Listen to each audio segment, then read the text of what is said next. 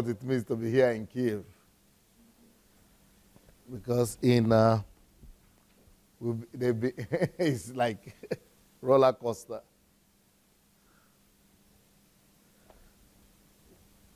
So, but I want to try and give the most to the people.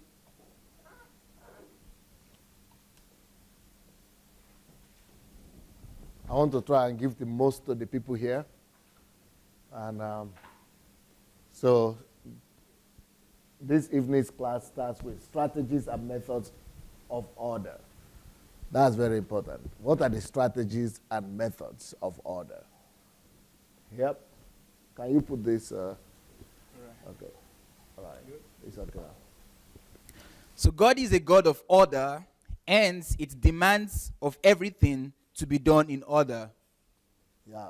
That's just the way things are supposed. That's the way the earth is supposed to be run. That's the way the earth is supposed to be, supposed to be conditioned. Hello? Right, sorry. Order brings decency. What is decency? The quality or condition of being decent, property of conduct and speech, proper behavior, modesty. Decency is? Yeah, decency is the quality or condition of being decent. Proper. Yeah. That's what order means, decency. So, can you imagine the quality and condition of being decent? What is decent in the street of Africa, in those Lagos? Okay. Decency is the property of conduct and speech, proper behavior, modesty, courtesy, etc. Social proper actions. Decency yeah, decency is socially proper actions and the properties. Proprieties. Or proprieties. Okay, yeah, proprieties. And decency is the things needed for a proper or comfortable standard of living. What is order? Order is the way in which people or things are placed or arranged in relation to each other. Order is the state in which everything is in the right place or something is as it should be. Order is the state that exists when people obey laws, rules, or authority. Beautiful. So order is the state of how things look like when people obey laws, rules, and authority. Order is the state in which everything is in the right place. As things are as they should be. Order is the way in which people or things are placed and arranged in relation to each other. So the way when people obey, what you get, obey rules and rules and regulations, what you get is called order. Art in itself is an attempt to bring order out of chaos. 1 Corinthians 4. That was said by Stephen Sondheim. 1 Corinthians 14:33. For God is not the author of confusion, but of peace, as in all churches of the saints. For God is not the author of confusion, but of peace, as in all churches of the saints. According to this scripture, order brings peace.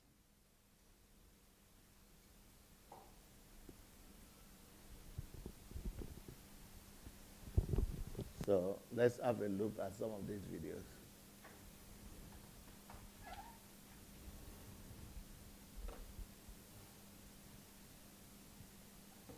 Let's see the other one. That's what order does.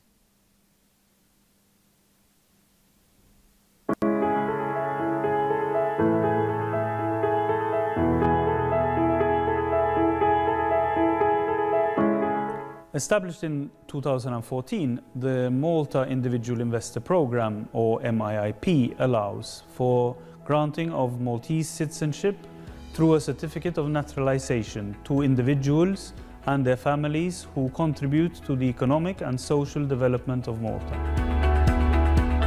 It is an exclusive program capped at 1,800 applicants, and it aims to attract only the best people to Malta. The MIIP is the only citizenship by investment program in the world that is approved. This is what I was trying to say about Lagos. Don't just allow chaotically people to come in. Put order in it. Attract the best people. By the European Union. Malta is stable, safe and secure. Malta is a European Union member state since 2004 and can offer citizenship in an EU country that is politically and economically stable.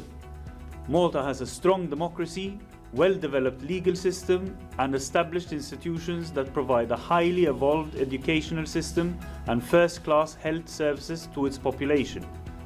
The country is safe, with one of the lowest crime rates in Europe. Malta has one of the lowest unemployment rates in Europe and very well-developed industry, tourism and financial sectors. The country is well linked with Europe and the rest of the world. Malta also offers efficient solutions for conducting international business and is a popular destination for a broad variety of business activities. Through its 7,500-year history, Malta has developed a highly cultured and well-educated society. Situated in the middle of the Mediterranean Sea, just south of Italy, Malta offers an excellent climate and a typical Mediterranean lifestyle all year round. English is an official language of Malta. A citizen of Malta benefits from visa-free travel to more than 160 countries and the right to work and reside in any of the 28 EU countries. Well, this order is supposed to be in every country, but somebody has to build it. An applicant must be at least 18 years of age and must establish a residence in Malta. The main applicant may add dependents such as his or her spouse, children, parents and grandparents to the application. The main applicant must acquire immovable property in Malta. Such property can either be purchased at a minimum value of 350,000 or rented at a minimum annual rent of 16,000. The main applicant must hold such qualifying property for a minimum period of 5 years. The main applicant must also invest in Maltese government bonds for a minimum value of 150,000 and must hold such investment for a minimum period of 5 years. A contribution to the National Development and Social Fund must also be made depending on the number of persons included on the application. The contribution to be made for the main applicant is 650,000. For a spouse or minor children, it is 25,000 euros per person, and for dependents between the ages of 18 to 26 and 55 or above, it's 50,000 euros per person.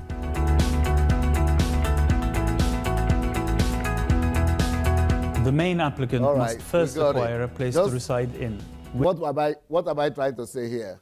People are getting, this country, they don't have anything much.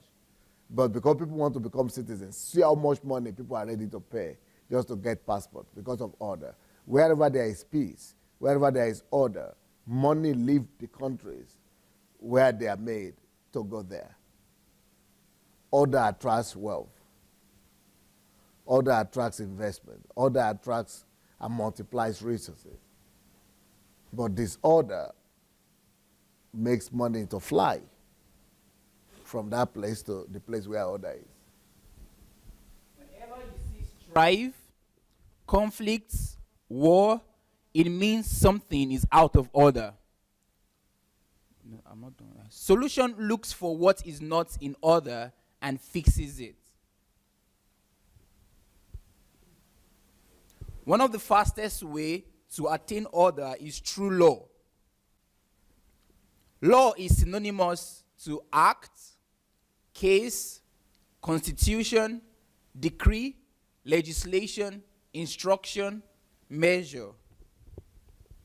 Law includes instructions, rules, penalty, etc. Rules are the foundation of change. They create boundaries that prevent you from feeling overwhelmed and guidelines to keep you on track. Cynthia says. Cynthia says. Let's see what disorder can do. Let's do the Ghana. That's another psychiatric hospital in Ghana. Let's have a look.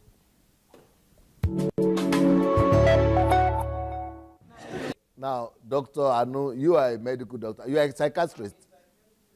Okay, you are a psychiatrist. So, how do you see this situation of treating psychiatric patients this way?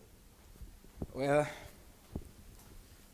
this is... some of them are even not mental situation. They're just the depression, epilepsy, or bipolar disorder, or even schizophrenic. I see schizophrenic patients every day. In the hospital? In the hospital. I see them every day. No shame. These people, they have access to walk around. Like I see them, I greet them. I don't know, we're so backward. We're so behind in Nigeria and in Africa and Ghana. And no, schizophrenia, as a matter of fact, as a schizophrenic patient, you can live a normal life. You can have a job, work, normal, if you're well maintained. Are you serious? I've seen a schizophrenic. So you don't need to keep them in that place? You don't need to keep them there. Talk less of shame. Talk of shame. I've seen a schizophrenic patient who she has, because one of the things about schizophrenia is that they have auditory hallucinations.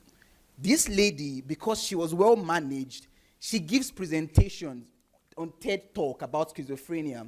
That schizophrenia is just some things that just messed up. And then with the adequate treatments, these guys are normal. They are restored to they can function normally. They don't need chains. The only people that get aggressive are the ones who have bipolar disorders. And even the people with bipolar disorders, it's a stage. It's just when they have mania.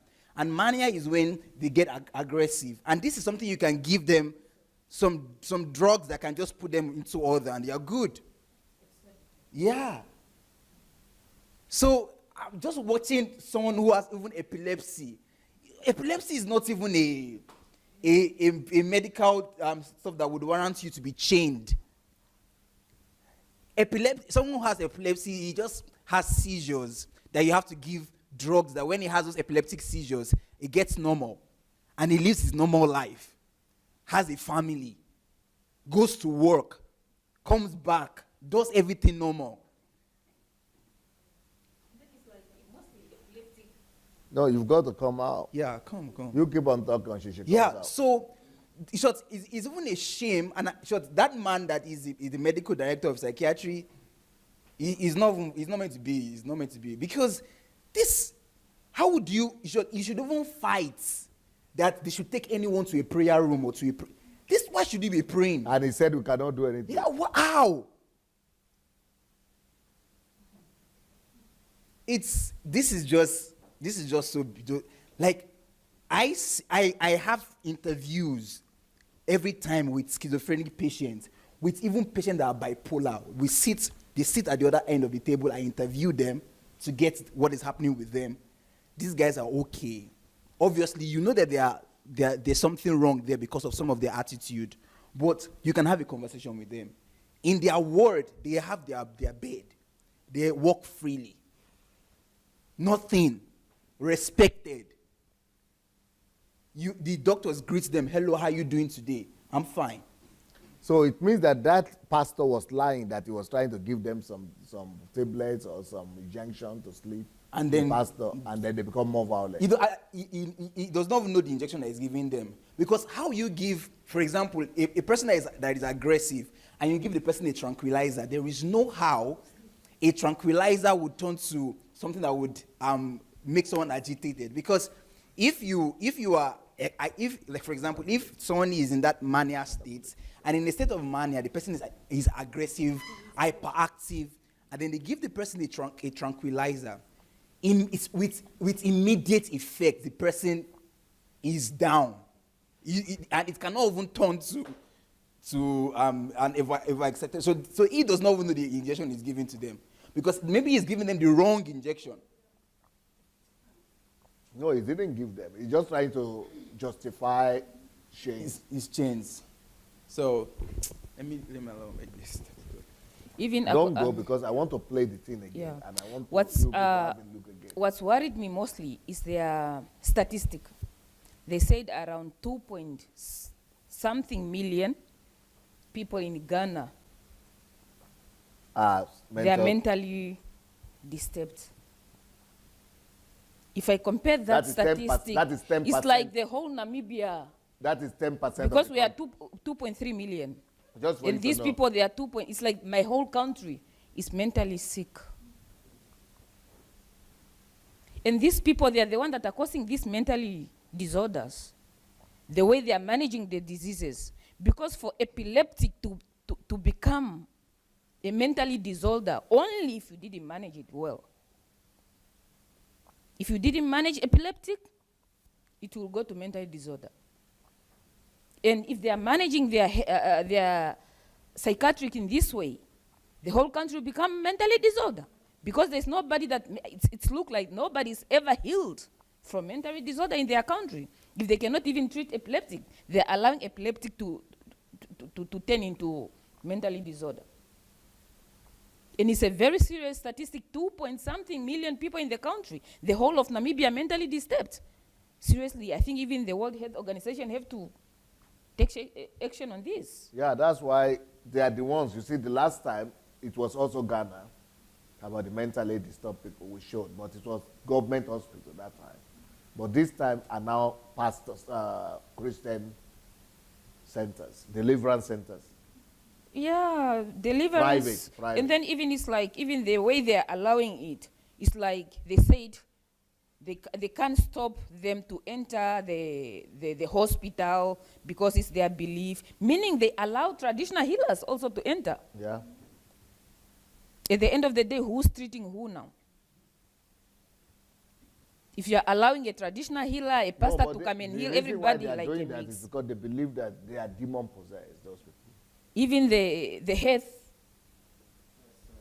center themselves, they believe that is, then I don't know what to say even here. The psychiatrist. I won't talk from a psychologist. Yeah. I think what I'm really seeing here is a lack of awareness of mental health problem. I think what we have seen now in Africa, the developed country, they've gone through it. So, and it's the, if we could bring that awareness, because if someone is suffering, every one of us, we've at one point in the other, at a time in our life, suffered from depression and anxiety. Or any form of mental health problem. Everyone. The whole stress. And so it's the bringing into our schools, into the population, the awareness and the stigma that is attached with it. So, and if we could do that with proper service as well, the assessments, which is part of what we have acquired in this assessment, proper assessment and control. That's the structure when we're creating structure in mental health. So if we could do that, someone who is suffering from depression, so you'll be able to actually properly assess this person and offer the appropriate intervention before it turns to probably some other serious illness. So someone who is having epileptic, you won't put that person in shame. So that's, and even people that suffers from schizophrenia, they are not really dangerous.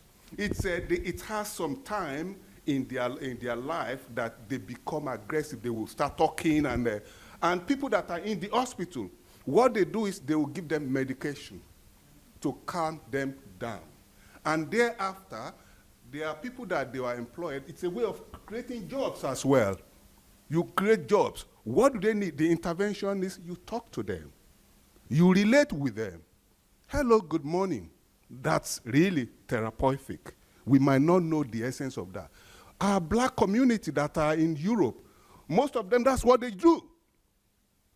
That's what they do. Mental health practitioners, assistants, they employ them into the hospital, they serve them food, they attend to their needs, they engage them in games like Monopoly, all those games. That's what they do to engage them before they now get some kind of psychotherapy.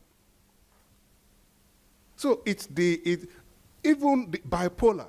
Bipolar disorder is at a point in time you get low, and sometimes you get high.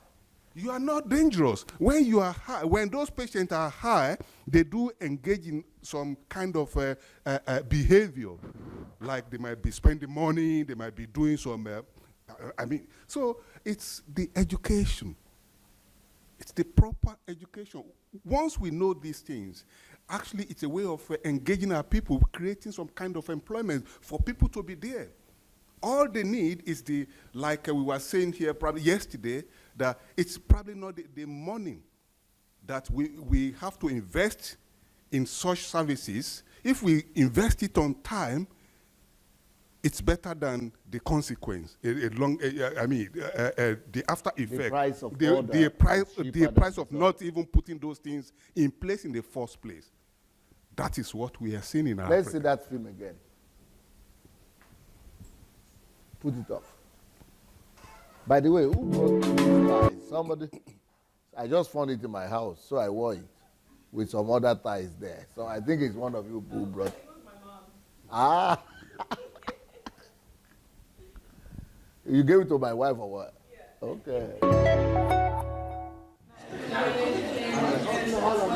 Mount Horeb, a camp that calls itself a prayer center outside the city limits of Ghana's capital, Accra. Mentally ill and mentally handicapped people who've been left in the lurch by the state healthcare system languish here. Their relatives brought this, chain them up, force them to fast. Who they there now? Do they sleep?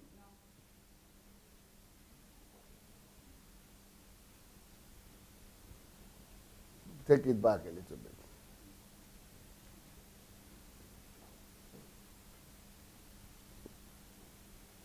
More, a little bit more. And let it play. See the man, though. See me see trouble. He is saying the people don't need medical care, neither do they need psychiatric care or medicine. So you know what he's thinking? This is the leader, the spirits that is hurting them from the father's house, from the mother's house. That's what he's going to use to cure mentally disturbed people. And he's a hero. Ignorance. Ignorance is the chief, is the hero there. No need for medicine.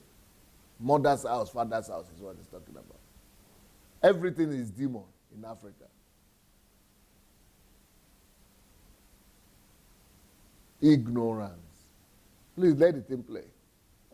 Children, Pray. we thank you in Jesus' mighty name. That's his own program. Chain them up, force them to fast, and have them pray. That is his own program of rehabilitation from mentally disturbed. Then he was calling the blood of Jesus. And if you talk now, they will say you are an unbeliever. You are the agent of Satan. And he is the agent of God. Use elementary information that has been discovered ages ago. Everything is demon possessed. No sickness. Let's go. Name. Amen. Amen. We tried by giving them injections that will make them become weak or sleep. Yeah. Founder of Mount Horeb Prayer Center. Look at the ground. Look at the floor. Look at the condition. There is even no pavement.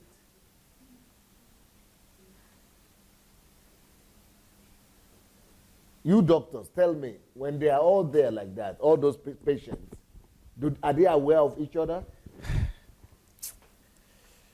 The site is so, I can't even believe, really, because you need to visit the psychiatric hospital here. Anyone who is in Ukraine, I can take you there. You want to even sleep over there. You want to sleep over there? Yeah. Wow. You want to sleep over? Clean. Everywhere. Well, look at, because the thing there is, in psychiatry, one of the first things that you have to do with anything that has to do with mental health is to make sure that these people, their external environment is not going to in any way ignite and cause them to irritate them. Or to irritate them. So any attempt to forcefully hold any psychiatric patient is you wanting to irritate him and stimulate him. You want him to get violent. You want him to be violent. So, for example, there was a patient we're interviewing, and this patient, he was not fit because actually in Ukraine here, the psychiatric patients, they're allowed to go to spend the weekend with their family. So, and they have tons when they go. So they come to me, the chief doctor, that can I go home this weekend and then I'll come back on Monday. So there was this guy who he just wanted to go home, and he was forcing. And we knew that it was not time for him to go home. But because understanding the whole psychological processes that goes on in the mind of these patients, the chief doctor was very careful not to even, was to just appease him and to just tell him, don't worry, we promise you that this, and this, and this. And it was because he was already getting, like, I want to go home. Date me, go home. Let me go home. I want to go home. So she had to not even try. There was no even attempt to even say, where are the people we are? Get him out. No. So just, don't worry. We are going to allow you go home. You're going to have a good time with your family. I am the one telling you that this time. So I can imagine them now chaining someone. He just wants to he's going to even get more crazy by the attempt to chain him against his will. And then looking at the condition at which they even are gone safe, they don't have beds. See, they're sitting down, standing, and making them fast. How do you make a psychiatric patient fast? It doesn't even make sense. What are they fasting for? And then they should pray. What will be their prayer point? No. Many times I'm with Victor, and we go around, we go to the wards to check these patients. And we leave the ward, and I'm like, Victor, look at these guys. They are so lucky they're not in Nigeria. Because if they're in Nigeria, these are candidates for all of those deliverance centers. Because there's some ones that you see them, that their cases are very, very serious. But then you look at how they take care of them. Everyone has his or her own bed.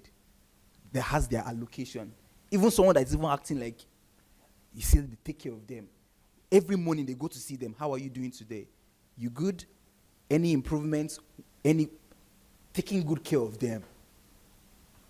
But looking at this, sitting down on the floor, looking all stranded, no even good clothes. As a matter of fact, they actually groom these patients. They groom them. You go to that place, there's a time that they have to take care of their hair, because these guys don't go home. So they take care of themselves. They help to change their clothes when there's a need for that. But so how are they what are they thinking while they are in that condition like that on the floor? Do they see each other? Are they aware? It depends on the states of the patient. Yeah, there's some of them that they are still very conscious and they know each other. They know what is happening. But the ones that have a very critical, their stage is very severe and critical, they are living in another world. For example, there could be a schizophrenic patient who has a very severe state that he has lost contact with this world. He is just having hallucinations. So, for example, he can see you and another person talking, and what he's seeing is both of you are maybe just some fantastic pictures of people who are trying to plan to attack him. So those are called they are called delusions. So he's having I'm speaking Russian. He's having delusions of persecution. So these people, they're not even aware of what is happening. So, but there are some ones that actually get to interact, and the whole idea of psychiatry. Okay, what about the ones that are walking around all over Africa? All of them are walking around naked. Which are those ones? Yeah, the ones walking around. Bipolar, eh? Yeah, not necessarily. That one is not even bipolar. Those ones are even normal. These ones are. The bipolar patient, they are even normal. No, the ones that are walking around in Nigeria. The ones that. Those ones that are walking around in Nigeria, they depends on their diagnosis. For example, the person who is walking around in Nigeria, they have what we call, it could be schizophrenia, but just that with schizophrenia, these ones, they've lost it all. Meaning they were not managed at the initial stage. So what has happened is that now their hallucinations have been heightened in such a way that they are hearing voices. So for example, you see the person not wearing clothes. It is because maybe he has heard instructions, remove your clothes. Go to this place, go and eat there, go and sleep there. Or they're in their own world, what we call a dung, what we call trash, that's like mansion to them. So in their own world, what they are seeing is a mansion. They are seeing wonderful food to eat. So when they go there, they go to eat that food because it's all warped. Their thinking is all warped, and because it was not managed. So most of the people that are strolling on the street, you can even have a conversation with one. I heard of a story of one person who was strolling on the street, looking all tattered. This guy was very well upstairs.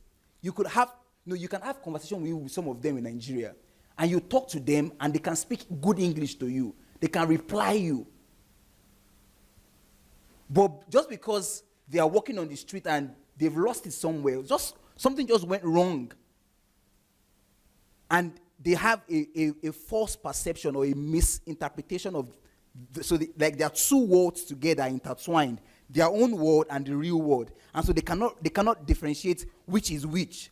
So in their own world, they are okay, they are looking all right. But in the real world, they are not wearing clothes. But in their own world, they are dressed. So it's like just two different worlds. Okay, what is the language they are speaking that nobody understands them? Yeah, for example, there's something that we call neologism, neologia in psychiatry. This is when the person is coming up with new words. It's also one of the symptoms. So he's just speaking. So for example, he can be speaking to you in English, and then he just comes up with just some word that does not have any meaning. So it's called, Salvador. So you can just say blah, blah, blah. So you're like, what is that? Salvador. Yeah, Salvador's, right? So now, this case is where they are just speaking their own words, but it doesn't make sense to anyone, and they cannot even explain it.